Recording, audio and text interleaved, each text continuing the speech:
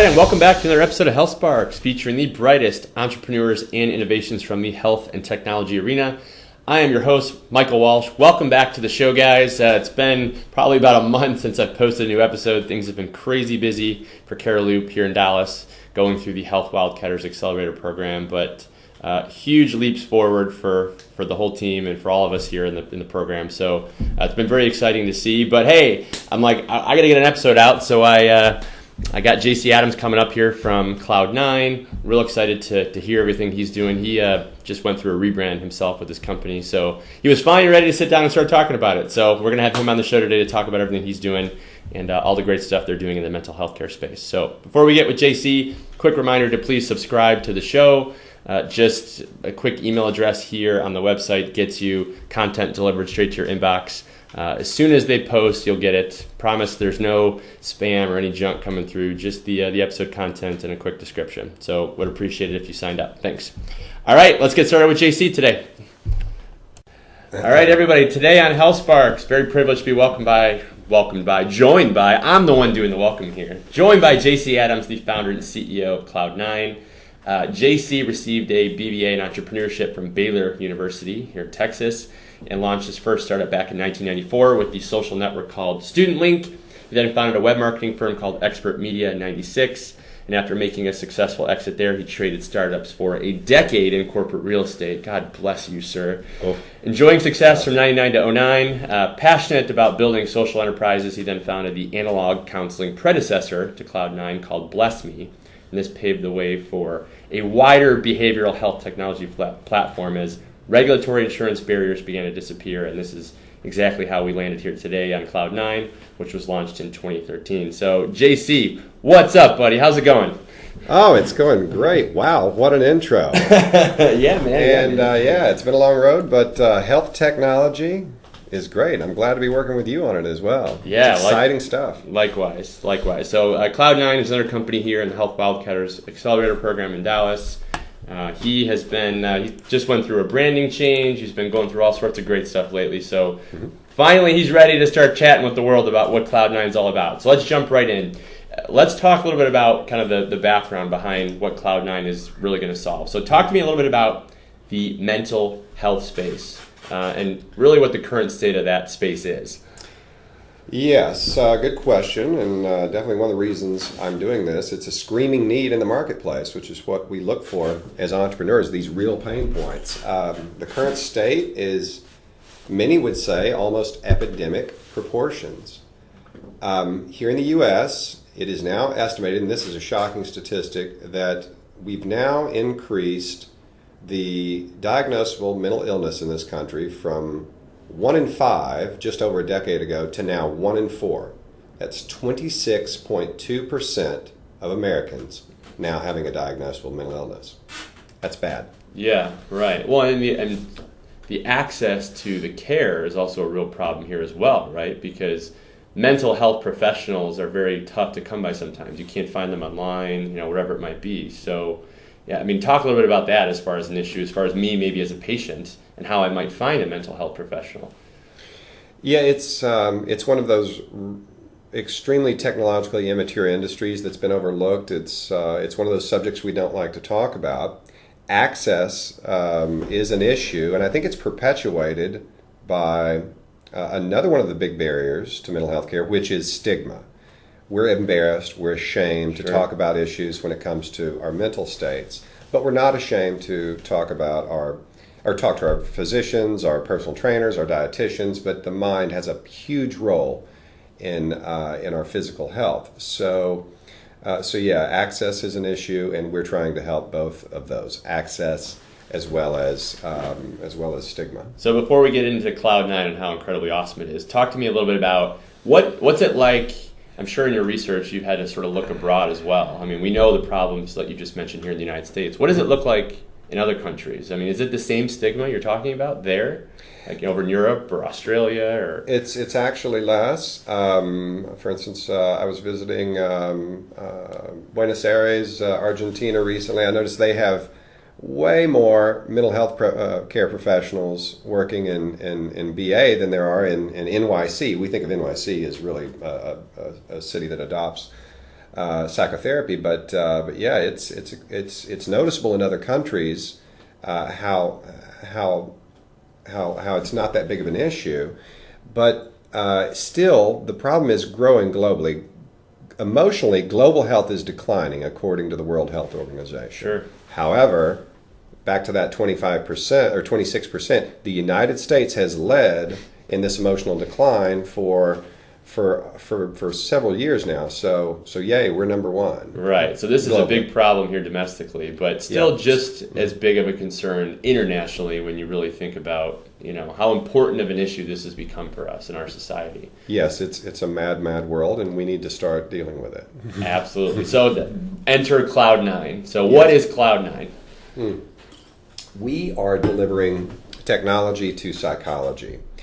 And trying to disrupt a lot of these barriers that we're talking about and disrupt an industry. So we're just trying to create greater access. The primary means of which we're going to do this is through mobile applications, because now a large percentage of the population now has these mobile phones. Sure. Estimated 80% of the human population, 90% of us carry these devices within 3 feet of our bodies, 24 hours a day, 7 days a week. Can't be without it, man. No. This is a huge opportunity with so many technologies to come in and improve our human lives. So we're using this platform to start, and the key issue. There's some key technologies we use, but I don't want to get into those too much. That's kind of our special sauce. Yeah, totally. So what gave you this idea? I mean, we know the problem, and you're talking about the solution, but where did this start? This started with, a lifetime of seeing these issues in my life. I have lost 7 close loved ones to mental illness.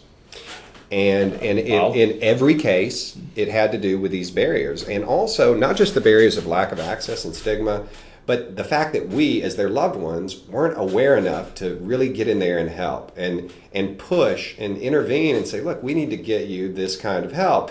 Because we turn a blind eye to mental health. We say, well, just cousin Bob's crazy, or my friend that keeps calling with these relationship issues over and over and over. We just tune them out after a while because and then it's too late. And then it's too late. Yeah, right. So yeah, it's that's one of the reasons I got into it. I was working with some friends on this previous analog project you mentioned before, where we were offering certified counseling services over the phone. There was a lot of learning there, but since I've migrated over to more advanced technology with this project, and we want to provide this for licensed mental health care services, because we of course knew there was an opportunity as these regulatory changes were taking place, as well as this technology was becoming more available, more accessible, and more capable of delivering a massive solution. Sure. So talking a little bit about how this works. So we're going to build this platform, and we're going to have this mobile solution in place for me to be able to connect with my mental health professional of whatever regard it might be. So you got to go out there and sign up the mental health professionals to use it, right? And then you got to deliver that solution to the hands of me, the patient, or the consumer, right? So how's that going to work? How are we going to go about getting some of these guys and really getting them excited about making this happen? Yeah, the platform, the mobile application is free for mental health care professionals. We want to make it so that they can schedule and process payments for these sessions easily whenever they open and use the application. And also, from the provider standpoint, it works very much like ZocDoc, which is a very successful startup company, in that when a mental health care professional opens the application, logs into the calendar, if they have an opening in their schedule this afternoon at 2 p.m., they tap that time slot. They can take an incoming session from Cloud9 and help someone they would have never been able to help before from distance. And they can generate revenues that they would not have gotten with that canceled time slot. On a moment's notice, pretty much. On a moment's notice. Yeah. So, and then from the consumer standpoint, these telehealth counseling sessions, we have a B2C model where we market the service and create awareness through advertising and creative marketing to let people know that this application is available, download it, use the tools within, and connect with professionals whenever you need them. Sure. But we also have a B2B model as well to let companies and organizations know that this product is available for their people. So all that being said, how big of a market opportunity do you think this is for Cloud9? Well, approximately 5% of our overall healthcare spending in the United States is directly spent towards mental health care, making it a $113 billion a year industry. And it's being called the $113 billion a year broken industry because, like healthcare, it's broken and it's even less technologically advanced. I estimate that there is a phantom market within there where this could be much larger, in that we've got a lot of people that flood our ERs with issues that are for common physical ailments. And they're not necessarily diagnosed as... Yeah, they're visiting their primary care physicians for these ailments that are also driven by psychological factors. So the burden that puts on our healthcare system is huge, and those numbers are coming out as we speak. So what other options are out there right now? I mean, so this is going to be just a huge game changer, but when I compare Cloud9 to what else might be out there, what am I looking at? Well, let's see here. There are some startup companies that are dealing with this issue. Of course, you can go out and look on the internet, try to find websites for individuals and providers. There's no real consolidation within the marketplace. But there are some startups that have launched these telehealth platforms for mental health. They've kind of paved the way. They stuck their necks out there and proven the market. But they have these desktop platforms only. And that's good in that they're proving it works. However, that doesn't deliver the complete market solution. Right. None of them have Cloud9's mobility nor its quantified self capability to deliver the complete market solution. And the quantified self aspect is something we haven't talked about, but that's where we track people's behaviors on their mobile devices, give them access to the status so they can see their behavior patterns, and then share that data with their mental health care professionals so that they can see what's going on outside of sessions. And this is a really powerful tool. So that's our niche, that's our section, and we intend to build, measure, and learn faster than any companies that offer that to our customers. Now, I imagine that one of the things that's going to make you so special is, this is all sort of phase one, and a lot of companies here at HW are kind of in the same boat. Like, there's the phase one rollout, we're going to go solve this problem, but for you, I feel like the real exciting opportunity is going to come a little bit later when you aggregate all this data on what's going on, and you see all this stuff, and you can actually, for the first time, present a lot of this back to the market, to the industry. So, am I correct in thinking that, or? Oh no, absolutely. We start out with of course primarily telehealth services, but as the quantified self components reach critical mass with our user base, we are going to be able to offer our customers private small data services, if you will, being able to offer them their data so that they can control it. We think that the people's data and their digital traces should be their ownership. It's something Sure. they should have access to and control. Yeah, makes sense. If they want to make it anonymous and share it with the industry for overall learning, or if they want to share their specific data with their professionals so that they can get better care, that's their choice. And yes, it is estimated that our data will one day be more valuable than our technology IP. Absolutely. Yeah. So data is a very key component for what we're building that can really help people, and it's a very viable business as well. So what's the timeline look like for Cloud9 here? Because you're at the very, very beginning of this. You're building product. You're starting to raise cash. So when can we see Cloud9 out there really kicking some ass for everybody? Really quickly, we're expected to have version 1 completed within the next 30 days to get out there and start doing some beta testing. And then we're expected to build out versions 2 and 3 in 6-month sprints afterwards, which add in a lot of the quantified self features, the ability to take in insurance as well as electronic health records. We've got a funding round coming up, which should give us 18 months runway to not only do that R&D, but also provide us with adequate marketing and budget for SG&A. So let's step aside from Cloud9 for a second. As much as we could talk about Cloud9 for a while, right? It's great, but I'd also love to hear from you. I mean, you're a startup guy, and you're real excited about what's happening in healthcare now. We all are. So what do you feel like is the biggest challenge we all face right now, just in the healthcare system? It's chaotic right now, right? A lot's changing. To you, what's the biggest challenge that the healthcare system is going up against right now?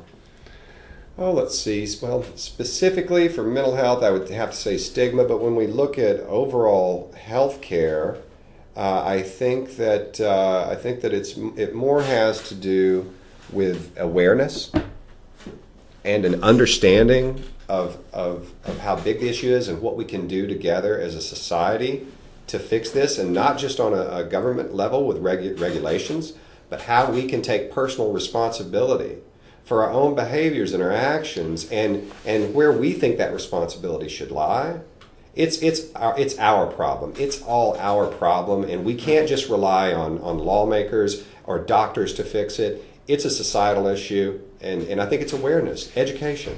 For a long time, I think people have just always been under the assumption that no matter what the healthcare situation was, their doctor was the answer, right? Like their doctor held all the answers to their problems. Mm-hmm. And it seems like finally, because this type of conversation I'm having a lot lately with other folks, it seems like finally it's starting to shift more towards what you're saying. Like people are finally realizing, like, crap, if something happens and my doctor is gone, or I can't get to them, or I don't have my data, like I'm screwed, and I need to be responsible for that. And that's one of the reasons behind our feature of Quantified Self. It's about self-monitoring, self-tracking. People are finding out, people who are not in the medical field are finding out what their genetic predetermined to be getting later in life. They can track their own testing themselves. This whole fitness movement of tracking every step you take through Fitbits, Nike Fuel Bands, Jawbone Ups is the beginning of that. If you're doing that now, you're already part of this movement to take personal responsibility for your physical health and now your mental health. Yeah, I love it, and it presents huge opportunities to us as entrepreneurs, but it presents huge opportunities to really everybody to finally take some control and have some responsibility, and avoid some of these problems that we've been faced with for so long in healthcare. So, last question, always a fun wrap-up question: what are you most excited about? So we talk challenge, but what excites JC every day as far as what's happening in healthcare, especially when you look at the next 5 years?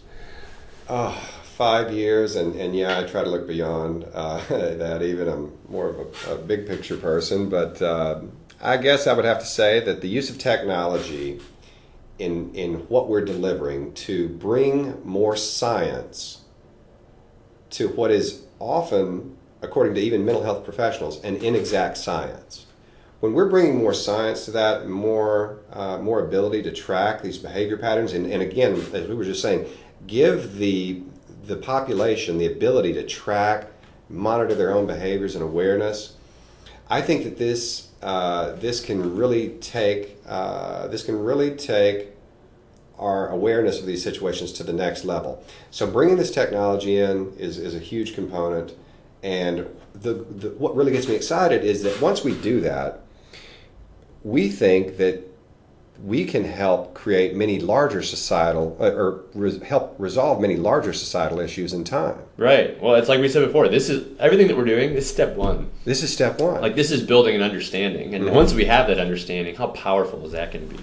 Right, because these issues are not just in our waiting rooms at our hospitals and our ERs, these mental health issues. If you look at the statistics from from crime and our jails and prison systems that are incapable of dealing with this, just turn on the news and you can see the evidence of this epidemic. And that's what I'm most excited about, is changing the world for the better. Right. That's it. Yeah, man. The big picture. The whole thing, it's a societal issue, really. Like 26% of people, if they're having mental health issues, that really does still affect the other 74%, like whether we want to admit it or not, right? Like this is a societal problem. How can it not?